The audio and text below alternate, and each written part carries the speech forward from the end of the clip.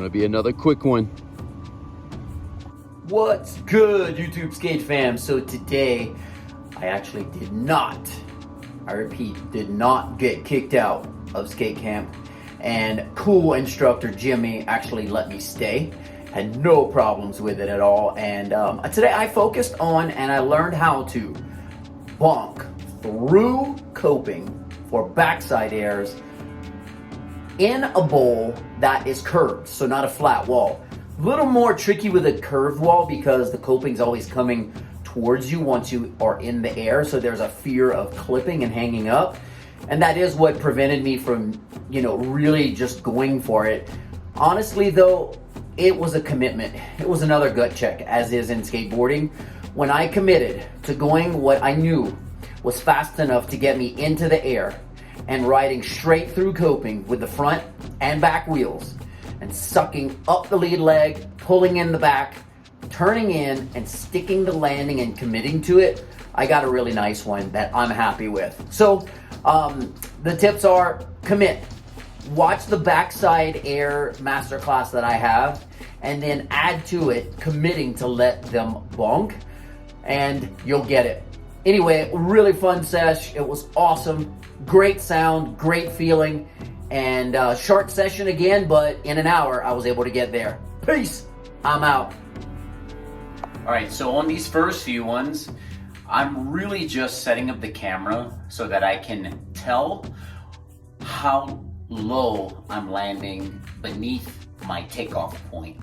So I do a few of those before I really start sending it. But because this is the process and I want you to see everything, I literally included every attempt today.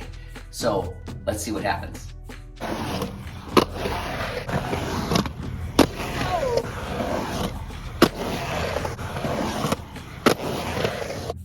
Okay, so at this point, I have done enough to where I know I'm landing below my takeoff point. So I'm launching here and landing here. That gives me the confidence to start sending it.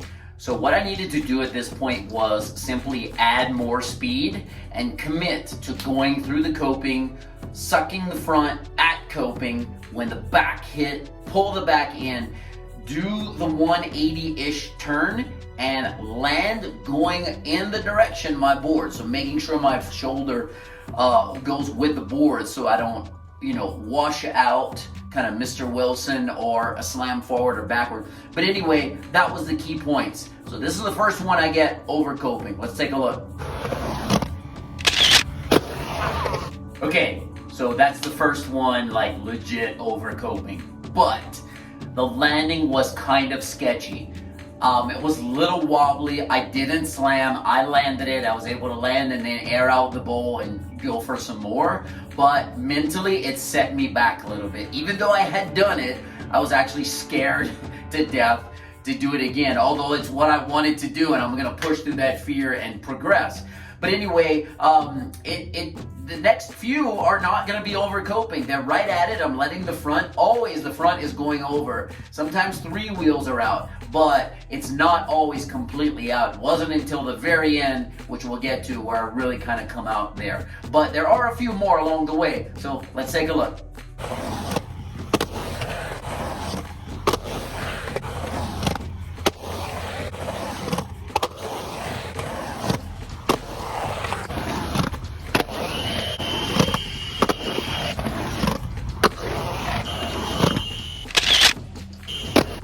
All right, so there's number 2, over coping. Barely, but I'm counting it. Basically, as I did more and more, I was able to get over some of the fear and continue to push. And every time I would do one, I would tell myself, okay, commit to getting the speed that you need. Get a solid grab and let both wheels go through the coping. And on that one, I was able to make it happen, suck in the back, stick a more stable and comfortable landing, which allowed me to do several more over coping as well. Let's dive back into the video.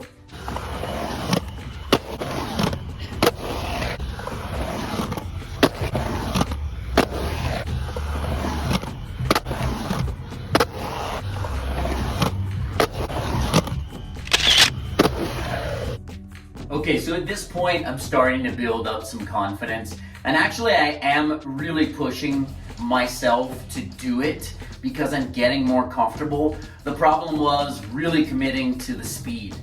The movement is the same every time I do one.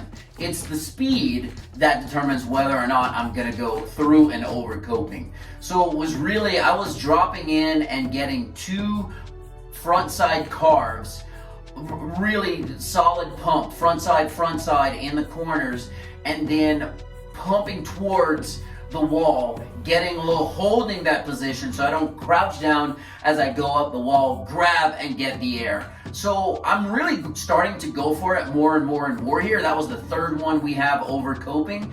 And I don't mean that's the 3rd one I ever do over coping. It's the 3rd one that I actually here during this session let myself bonk through coping without pulling off the wall and then going into the air over. I'm actually letting it happen later and later, which allows me to land higher and higher towards the coping, which you don't want to clip, but the higher to coping you land, the more speed you're going to get coming out of it, and that's going to allow you to do more lines. So I would actually come out with a ton of speed and then lock on to a really long backside 50, stand up 50-50 grind in the bowl that I was skating. All right, let's look at some.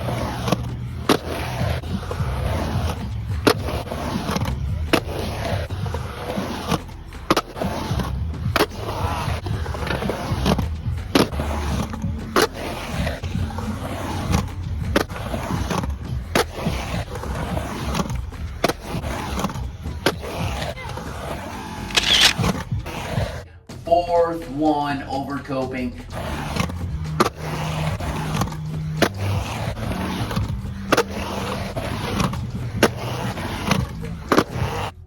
Okay, so at this point, I had been pushing. My session's coming to an end, and I told myself, get another one that you are going to be satisfied with. Commit to the speed, make sure your feet are in the right position, pump front side, head towards that back wall, get low, get ready for the grab, and literally go through the coping into the air before you suck in that back leg and then stick the landing. And that's where I got the best one of the day. Now, as you're watching the video, you say, man, a lot of them look pretty darn close, and they actually had a cool shadow effect. You can see how much space I'm getting from coping. You can see sometimes my back leg actually coming off the board and then coming back onto it as I land into the transition. But at this point, I'm really having a lot of positive self-talk, and I'm pushing myself super hard to get that one more elusive feeling before my session's over. Let's get into it.